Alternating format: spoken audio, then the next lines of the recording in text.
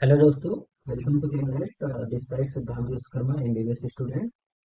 सो आज हम लोग केमिकल एनालिटिक्स क्वेश्चन करने जा रहे हैं, जो कि मोस्ट एक्सपेक्टेड क्वेश्चन है, जो कि 2024 में हो सकते हैं। और केमिकल एनालिटिक्स की मैं बात करूँ तो केमिकल एनालिटिक्स चैप्टर से 2 से 3 क्वेश्चन पूछे जाते हैं। काफी इजी क्वेश्चन आता है केमिकल एनालिटिक्स से, ज्यादा दिमाग नहीं लगाना होता है इसमें।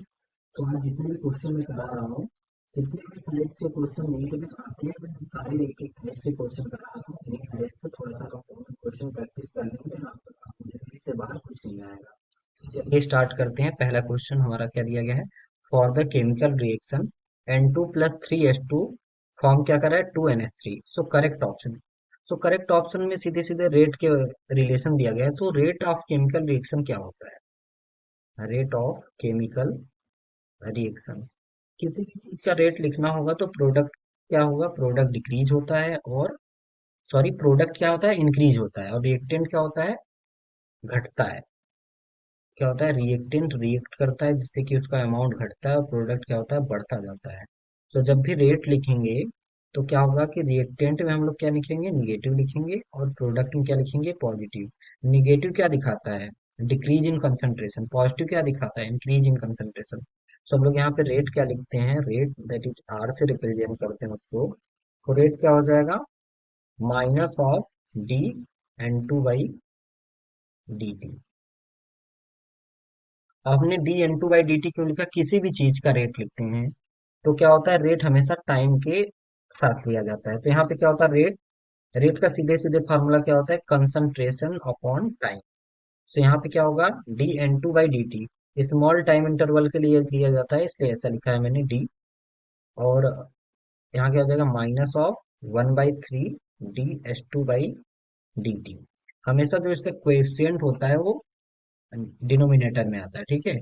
और फिर क्या लिख देंगे? पॉजिटिव, क्योंकि प्रोडक्ट है बन रहा है, तो 1/2 ऑफ D NH3/dt।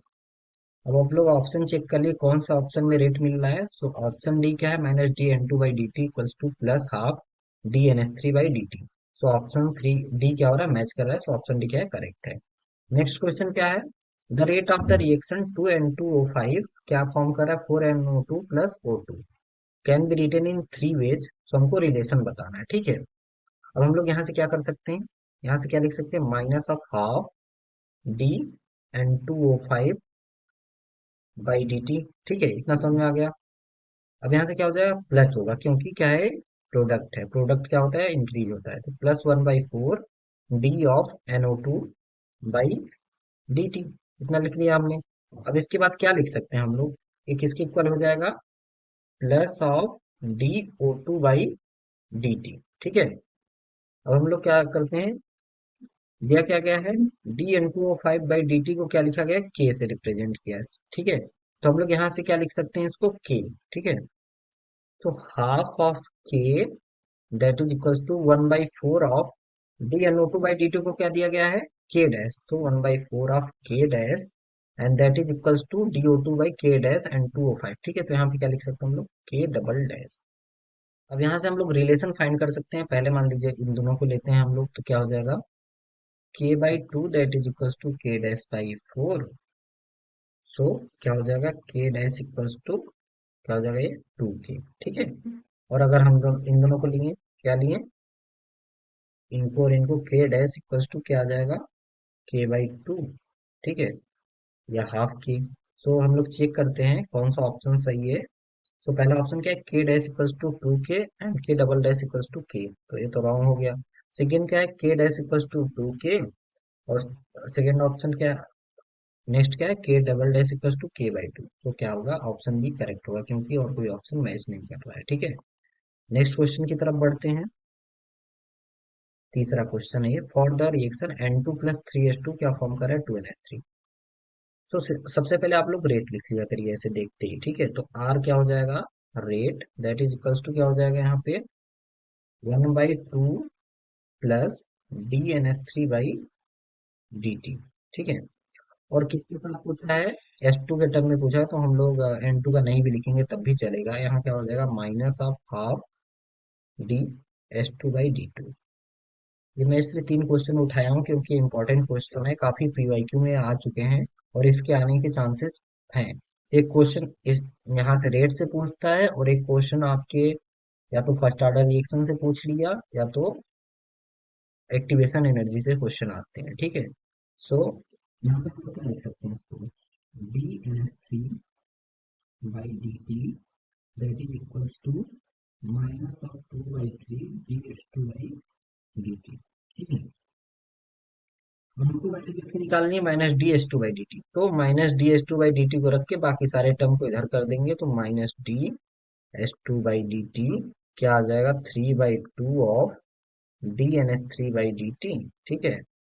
अब dNS3/dt की वैल्यू दिया गया 2 into 10⁻⁴ mole litre inverse second inverse, तो 3/2 into 2 into 10⁻⁴, two two cancel हो गया, क्या गया 3 इंटू 10⁻⁴। ये जो यूनिट होगी सेम होगी कंसंट्रेशन की, मोल लीटर इनवर्स, ये तो कंसंट्रेशन की यूनिट हो गई, रेट की यूनिट लिखेंगे तो सेकेंड इनवर्स भी आ जाएगा। सो ऑप्शन डी क्या हो जाएगा, करेक्ट हो जाएगा, ठीक है। इजी क्वेश्चन था।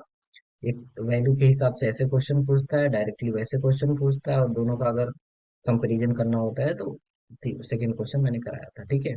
अब नेक्स्ट क्वेश्चन क्या है यहाँ पे, रेट पूछा हुआ है। ऑर्डर, रेट से हम लोग ऑर्डर कैसे निकालते हैं ये लिखा हुआ है। तो हम लोग आइए देखते हैं क्वेश्चन क्या दिया गया है। पहला क्या है, रिएक्शन तो क्या है, x2 + y2 मिलके क्या बना रहा है, 2xy, ठीक है। अब हम लोग क्या लिखते हैं, पहला लिखते हैं जो फास्ट रिएक्शन है, ठीक है। x2 क्या बना रहा है, x+x फास्ट, ठीक है। x+x फास्ट को हम लोग क्या लिख सकते हैं, x+x 2x भी लिख सकते हैं, ठीक है। ये बाद में हमको यूज में आएगा। अब हमको बताना है ऑर्डर, ठीक है। और रेट डिटरमाइनिंग स्टेप क्या होता है, स्लोवेस्ट स्टेप क्या होता है, rate determining step. So x+y2 is in equilibrium with xy+y slow, ठीक है। ये स्लो स्टेप है। और स्लो स्टेप क्या होता है, रेट डिटरमाइनिंग स्टेप। मतलब अगर इसका रेट निकालना है तो स्लो से ही निकाल सकते हैं। ऐसा क्यों करते हैं, क्यों स्लो को ही लेते हैं, क्यों फास्ट को नहीं लेते हैं, वेरी स्लो क्यों नहीं लेते हैं? क्योंकि फास्ट रिएक्शन को हम लोग ऑब्जर्व नहीं कर सकते, और वेरी स्लो को भी हम लोग नहीं कर सकते हैं, तो स्लो लिया जाता है जिससे कि हम लोग रेट आसानी से प्राप्त कर सकें। इसमें कोई रॉकेट साइंस नहीं है, ठीक है। सो अब क्या होगा, रेट क्या लिख सकते हैं यहाँ से, rate that is equal to K. और हमेशा रेट क्या लिखा जाता है, प्रोडक्ट से, आप सॉरी रिएक्टेंट से लिखा जाता है, प्रोडक्ट का कोई काम नहीं होता, ठीक है। तो क्या हो जाएगा, के इंटू के क्या है, rate constant, x into y two, ठीक है। ये चीज आ गई, इसको हम लोग मान लेते हैं इक्वेशन फर्स्ट, ठीक है। अब हम लोग को क्या लिखना है, जो फास्ट रिएक्शन दिया गया है इसका हम लोग क्या लिख सकते हैं, के इक्विलिब्रियम, ठीक है। के इक्विलिब्रियम, इसको रिप्रेजेंट हम लोग कर रहे हैं के से, अब इसको क्या लिख सकते हैं यहाँ से, 2x है। सो x इंटू कोएफिशिएंट क्या हो जाएगा, स्क्वायर के टर्म में आता है, ये आप लोग इक्विलिब्रियम चैप्टर में पढ़ेंगे, ठीक है। इक्विलिब्रियम चैप्टर का भी वीडियो मैं डालूंगा, आप लोग कमेंट कर दीजिएगा कि इक्विलिब्रियम का लेक्चर चाहिए। सो मैं इक्विलिब्रियम का लेक्चर भी डाल दूंगा, ठीक है। So X square divided by x2, ठीक है। अब यहाँ से हम लोग क्या कर सकते हैं, इस जो x को है इससे क्या कर सकते हैं, x equals to under root of क्या आ जाएगा, k इंटू बड़ा के नेगेटिव इंटू x2, ठीक है। अब रेट क्या लिख सकते हैं, rate equals to K into under root of capital K into x2 into y2, ठीक है। हम इसको क्या लिख सकते हैं, के डैश x2 की पावर हाफ y2 की पावर 1, ठीक है। ऑर्डर निकालना है, ऑर्डर क्या होता है, रेट इक्वेशन में जो कंसंट्रेशन, जो कोएफिशिएंट के, जो कंसंट्रेशन के ऊपर पावर होता है सेम क्या होता है, that is order. So order क्या हो जाएगा इस रिएक्शन का, x2 के टर्म में क्या है, हाफ है, ठीक है। y2 के टर्म में ऑर्डर क्या है, 1 है। सो ऑर्डर क्या हो जाएगा, 3/2, ठीक है, दैट इज 1.5। सो आंसर क्या होगा, ऑप्शन सी, ठीक है।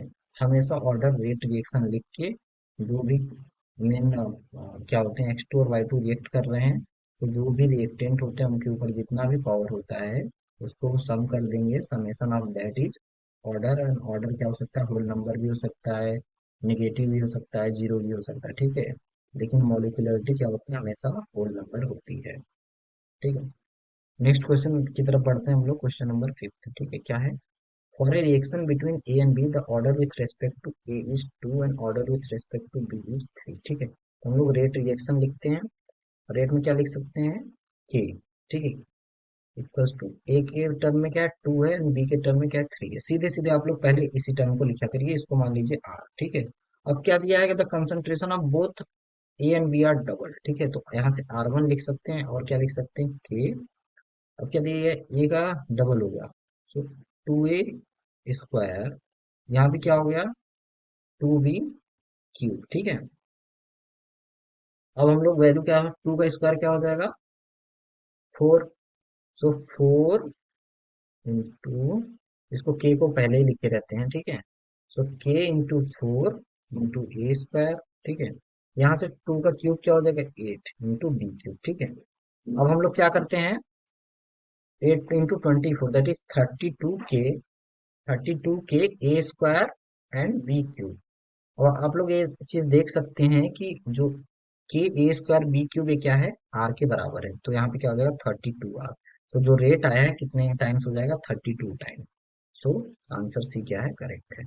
नेक्स्ट क्वेश्चन क्या है, which one of the following statement for the order of the reaction is incorrect. तो बहुत अच्छा क्वेश्चन है, ठीक है।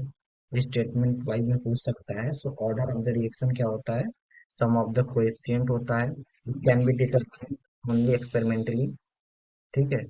सो पहला तो सही है। सेकंड क्या है, order is not influenced by stoichiometric coefficient of reactant, ठीक है। स्टोइकोमेट्रिक कोएफिशिएंट पे नहीं डिपेंड करता है, पावर पे डिपेंड करता है, तो बी भी सही है, ठीक है। सी क्या, order of the reaction is the sum of the power to the concentration term of reactant to express the rate of reaction, सही है। रेट क्या होता है, के, ए मान लो, ए के ऊपर एक्स है, बी के ऊपर वाई है, सो ऑर्डर क्या हो जाएगा, order that is equal to x plus y, ठीक है। तो सी भी क्या हो गया, करेक्ट। अब देखिए, order of reaction is always whole number, ये क्या है, इनकरेक्ट है, क्योंकि ऑर्डर ऑफ रिएक्शन क्या हो सकता है, होल नंबर भी हो सकता है, और क्या हो सकता है, नेगेटिव भी हो सकता है, जीरो भी हो सकता है। लेकिन मॉलिक्यूलरिटी क्या होती है, मॉलिक्यूलरिटी केवल होल नंबर होती है, ऑलवेज होल नंबर, ठीक है। ये डिफरेंस होता है आपका ऑर्डर और मॉलिक्यूलरिटी में। अगर स्टेटमेंट में आया तो आप लोग इसको देख सकते हैं, ठीक है।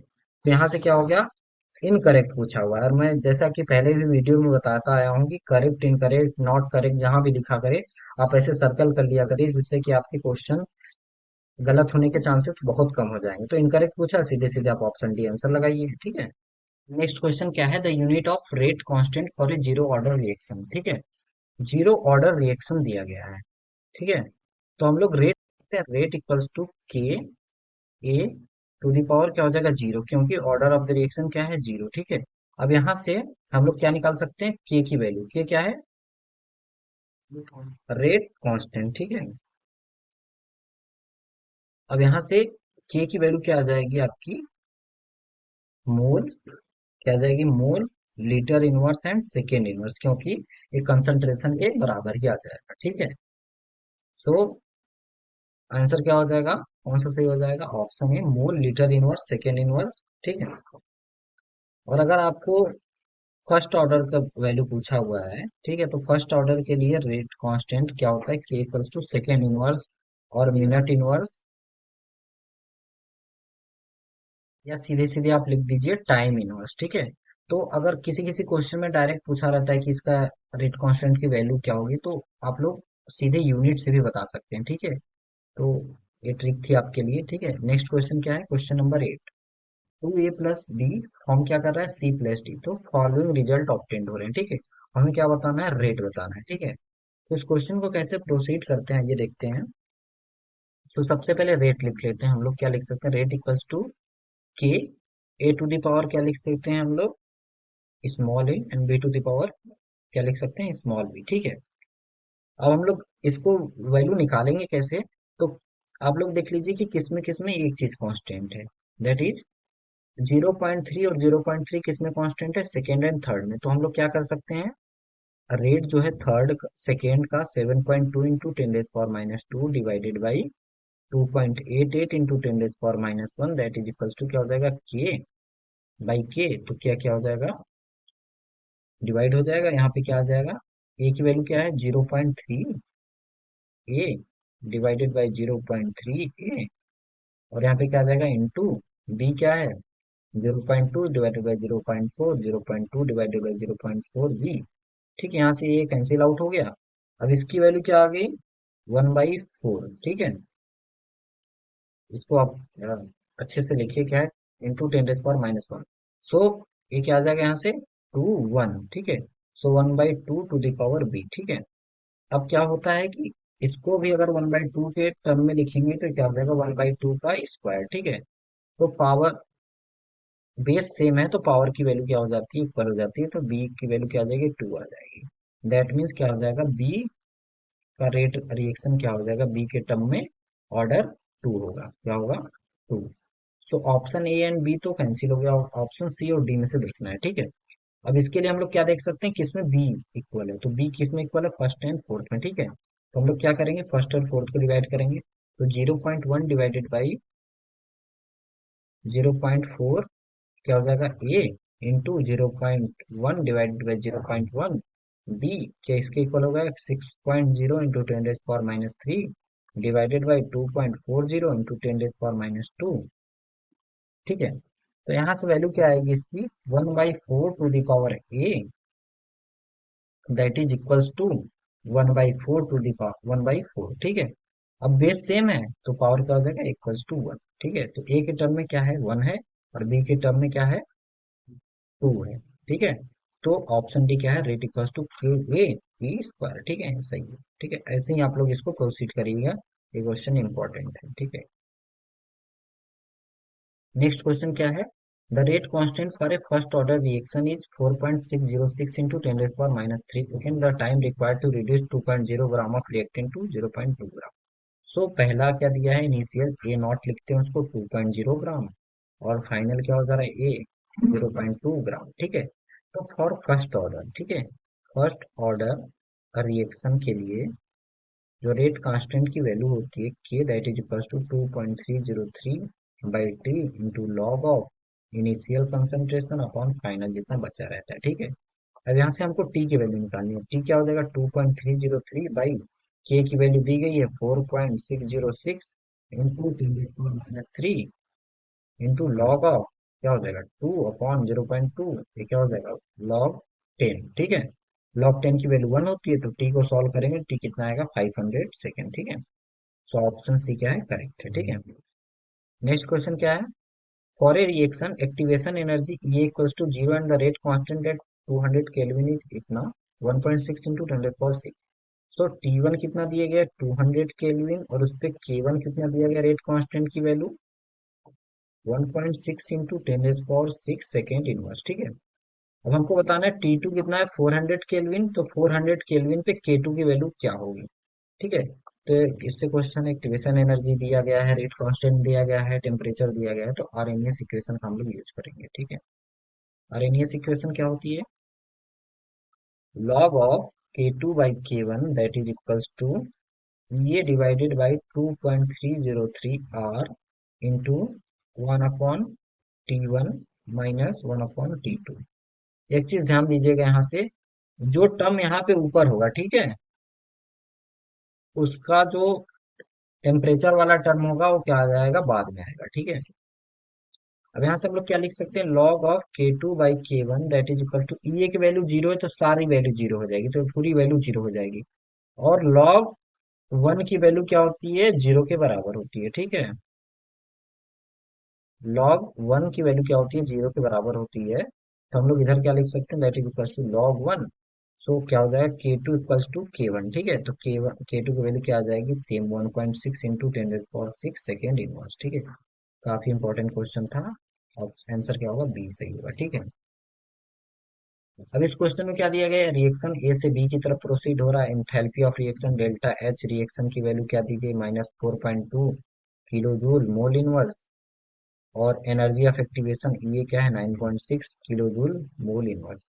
एक्टिवेशन एनर्जी क्या होती है energy required to start the reaction. ठीक है, अब क्या है कि पोटेंशियल एनर्जी और प्रोग्रेस ऑफ रिएक्शन का ग्राफ बना है। ठीक है, तो हमेशा प्रोडक्ट की पोटेंशियल एनर्जी क्या होती है रिएक्टेंट से कम होती है, क्योंकि पोटेंशियल एनर्जी कम हुआ तो प्रोडक्ट क्या हुआ, स्टेबल हुआ। क्या होता है हमेशा, potential energy is inversely proportional to stability. जिसकी पोटेंशियल एनर्जी ज्यादा होती है वो स्टेबल कम होता है, जिसकी पोटेंशियल एनर्जी कम होती है वो स्टेबल ज्यादा होता है। तो हमको क्या करना है, रिएक्टेंट से प्रोडक्ट बना रहा है, मतलब स्टेबिलिटी की तरफ बढ़ना है। तो सीधे सीधे आप लोग देख सकते हैं कि केवल ऑप्शन सेकेंड में क्या है, ए क्या है, रिएक्टेंट है, ठीक है, बी क्या है, प्रोडक्ट है, और बी की पोटेंशियल एनर्जी कम है, उन दोनों का डिफरेंस क्या होता है, वो होता है एक्टिवेशन एनर्जी, ठीक है।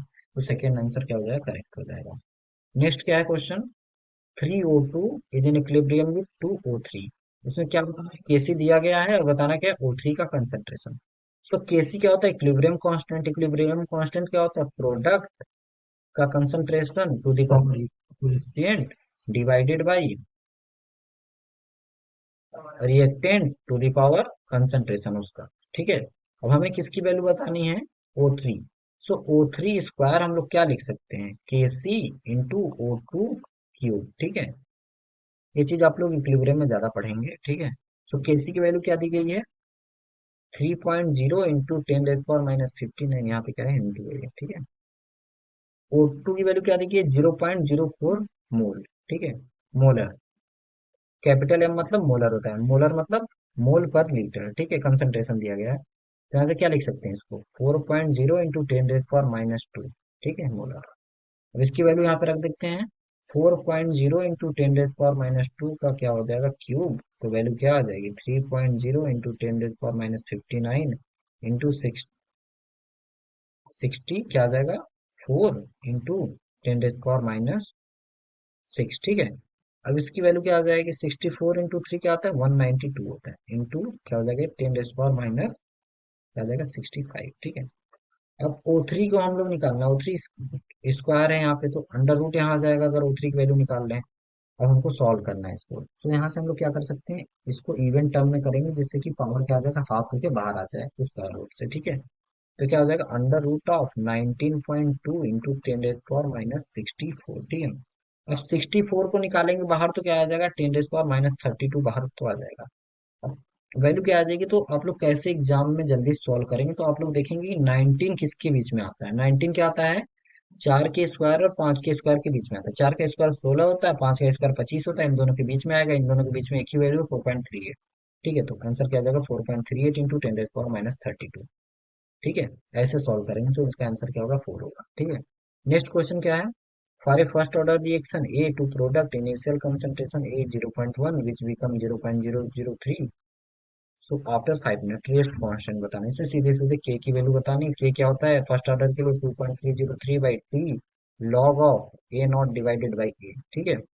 क्या हो जाएगा, 2.303 डिवाइडेड बाई टी, टी की वैल्यू क्या दी है, 5। क्योंकि पूछा क्या है, मिनट इनवर्स नहीं पूछा है। मैंने आपको बताया था कि के का फर्स्ट ऑर्डर के लिए रेट कांस्टेंट क्या होता है, टाइम इनवर्स होता है, ठीक है। Into log of A not क्या दिया गया यहाँ पे, 0.1, तो इसको 10⁻⁻1 लिख सकते हैं, डिवाइडेड बाई 10⁻³ ठीक है। इसकी वैल्यू क्या हो जाएगी, 10⁻², ऊपर जाने पे 10 क्या आ जाएगा, 2.303 divided by 5 into log of 10⁻², ठीक है। अब लॉग ऑफ 10, लॉग क्या होता है, log A to the power B क्या होता है, बी लॉग ए, ठीक है। यहाँ पे क्या हो जाएगा, ये 2.303 डिवाइडेड बाई 5 इंटू 2 log 10, और log 10 की वैल्यू 1 होती है, तो इसकी टोटल वैल्यू क्या आ जाएगी, 0.9212 मिनट इनवर्स, ठीक है। दैट मीन्स ऑप्शन फर्स्ट क्या है, करेक्ट है। नेक्स्ट क्वेश्चन क्या है, for a certain reaction rate की वैल्यू दी गई है, ठीक है। रेट आर मान लेते हैं, इसकी वैल्यू क्या है, के ए स्क्वायर इंटू बी। अब क्या दिया गया है, इनिशियल कंसंट्रेशन ए का ट्रिपल कर दे रहे हैं, ठीक है। आर डैश इक्वल्स टू के, ए क्या हो जा रहा है, 3A स्क्वायर, बी क्या हो जा रहा है, कांस्टेंट है, ठीक है। तो क्या हो जाएगा ये, के इंटू 3 क्या हो जाएगा, 9, 9A स्क्वायर इंटू बी। अब इसको क्या लिख सकते हैं, 9 के ए स्क्वायर इंटू बी। अब क्या दिया गया है, ये वैल्यू सेम आर के बराबर है, ठीक है, 9R हो जाएगा, that means 9 times increases by a factor of 9। Very important question, NEET 2024 में पक्का आ सकता है ये, ठीक है। नेक्स्ट क्वेश्चन क्या है, an increase in the concentration of the reactant of the reaction lead to a change in activation energy, half of heat of reaction, threshold energy, collision frequency। So इसका आंसर कोलिजन फ्रीक्वेंसी हुआ। Collision frequency क्यों होगा? क्योंकि collision frequency क्या होता है? Number of reacting directly proportional to the number of reactive molecules और atoms. तो जितना ज्यादा रिएक्टेंट मॉलिक्यूल बढ़ेंगे उतनी ज्यादा क्या बढ़ेगी? कोलिजन फ्रीक्वेंसी बढ़ेगी, जिससे रिएक्शन तेजी से होगा। सो आंसर डी हो जाएगा। इसमें मैं एक चीज और आपको बताता हूँ हाफ लाइफ से रिलेटेड। ठीक है, क्या होता है कि जो जीरो ऑर्डर की हाफ लाइफ होती है, इंपॉर्टेंट होती है, उसकी वैल्यू क्या होती है? टी हाफ इक्वल्स टू, इसको सही से लिखते हैं हम लोग, क्या होता है? T half that is equals to A naught by two K. And first order के लिए क्या होती है टी हाफ की वैल्यू? 0.693 बाई के। तो यहाँ से आप लोग एक चीज देख सकते हैं कि जीरो ऑर्डर के लिए जो हाफ लाइफ होती है डिपेंड्स ऑन इनिशियल कंसंट्रेशन, लेकिन फर्स्ट ऑर्डर के लिए क्या होती है? डिपेंड नहीं करती है इनिशियल कंसंट्रेशन पे। ठीक है, और शॉर्ट जो हाफ लाइफ है उस पे एक ट्रिक भी है जो रेडियो एक्टिविटी में भी काम आती है। तो अगर आप लोग को हाफ लाइफ के लिए ट्रिक चाहिए तो आप लोग कमेंट कर सकते हैं। ठीक है, so thank you for this video. Like करिए, शेयर करिए, सब्सक्राइब करिए। ठीक है, और अगर आपको इस लेक्चर का नोट्स चाहिए तो आप लोग वहाँ टेलीग्राम चैनल पे जा सकते हैं, जिसका लिंक डिस्क्रिप्शन बॉक्स में दिया गया है। और ज़्यादा से ज़्यादा लोगों को शेयर करिए जिससे कि सबकी हेल्प हो सके। Thank you.